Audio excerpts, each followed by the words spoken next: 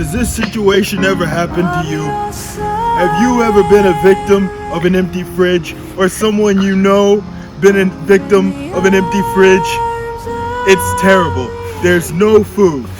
That is why once again I am asking for your financial support.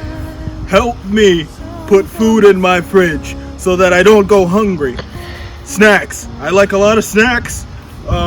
Green tea, pudding, Cheez-Its are always great. Most of the donations of food and money come from friends and family who all agree that you've been in college for way too long, but they don't know that it takes 4 years to get a degree. So, please send in your money and your donations to Aaron so that he can put food into his fridge.